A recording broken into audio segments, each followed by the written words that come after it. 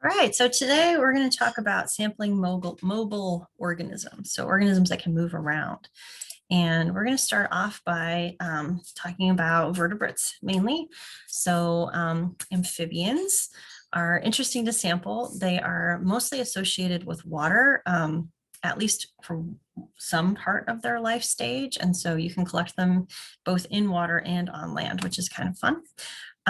You have to be really careful, especially with salamanders, because they can lose their tails, and that's a major cost to them. They can regrow their tails, but of course, that puts them at a disadvantage, and it's generally, an open wound for a while. You also want to be really careful with amphibians because they breathe through their skin, and they have a very permeable skin. They're very sensitive to things like sunscreen and toxins in their environment. And so it's best if you can wear gloves to both protect the amphibians, but also to protect you from toxins. We have a really toxic rough skin newt just in our region, and it's a neurotoxin that can be fatal. So you have to be really careful when you handle amphibians. The other thing is that there's a fungus called batrachochytrium, Batrachochytrium. It's the hardest scientific name, I think, to say.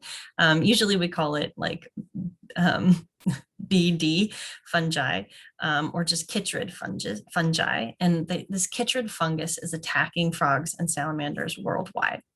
So it's really, it's also really good to wear gloves if you're dealing with amphibians, and to change your gloves frequently so that you're not potentially transferring this fungus from one individual to another. So it's really helpful to hunt for amphibians at night using flashlights, or to search for them using the sounds that they make. They're pretty cryptic, meaning that they hide. They're good at hiding.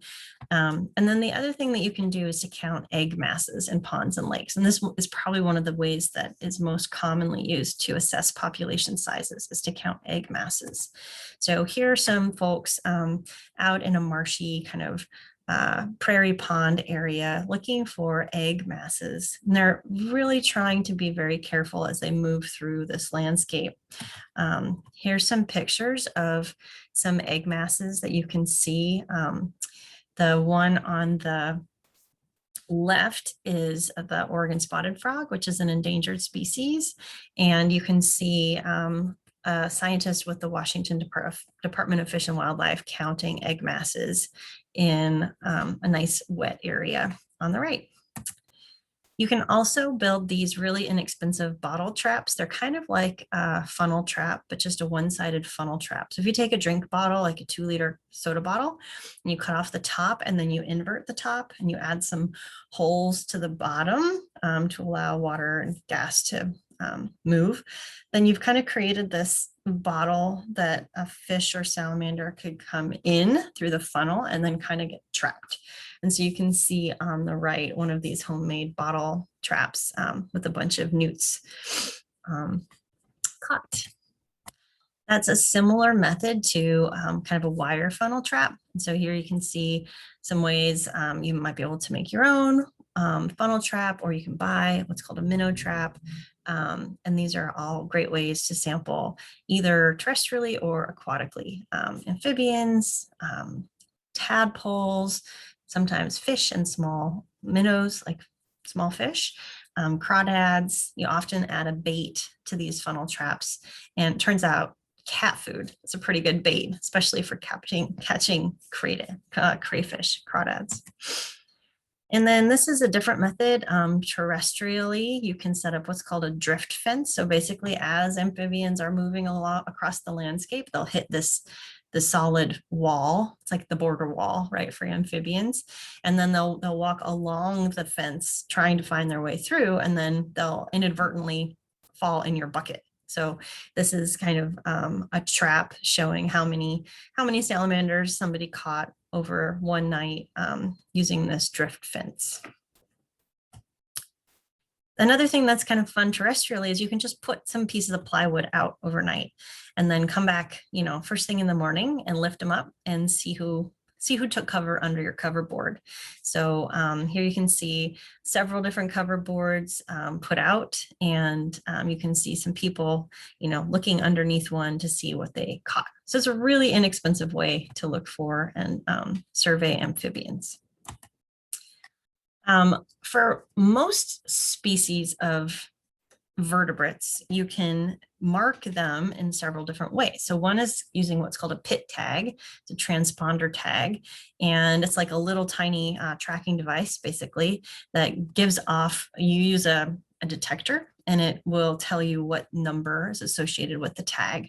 So we use PIT tags in a lot of organisms. Hatchery fish get PIT tags. And they're just they're injected just under the skin for organisms where scientists need to understand how they're moving, where they're going to, how many there are in the population. You can use paints or dyes or just markers to mark individuals. In the past, people have taken toe clippings, which is not recommended anymore for salamanders or lizards, but we do still clip the adipose fin off of hatchery fish when we're kind of getting ready to release them. And that's a note to the fishermen that this is a hatchery fish. So there's still some clipping that is done. You can use elastic waistbands, ear tags on larger organisms. You know, you've probably seen them on cows, but you can put ear tags on elk, on deer, bands on bird legs, so little plastic bands or little metal bands that go around bird legs. And then a variety of telemetry methods that usually require some kind of radio tag. These can be really small radio tags on small organisms up to like the big collars you might have seen on wildlife. And then that they send out, they ping out a GPS signal or a telemetry signal. So there's kind of both. And scientists can use telemetry methods to figure out where these individuals are.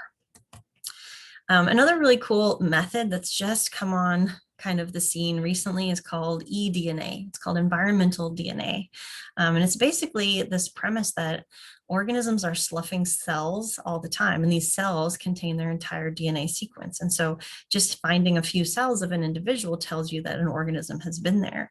The other thing is that, like feces and urine, and maybe not urine, but, waste products, and like I said, scales and skin cells are all being sloughed, from these organisms. And so in particular, eDNA is really, really useful in flowing water. So because the way a watershed works, its water is flowing out of the entire watershed.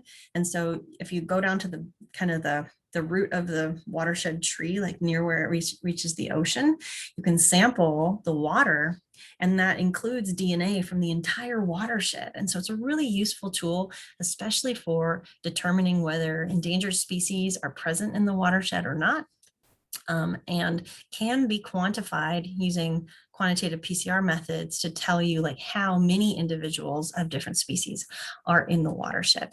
eDNA doesn't work as well in other environments, but you can imagine kind of taking a soil sample and extracting DNA from the whole sample, and then getting kind of a sense of like what are the microbes that are there. And this is kind of a related method called metagenomics that's used for microbial ecology all the time. And like I said, this is a really great method for rare or very difficult to find aquatic organisms in particular, eDNA.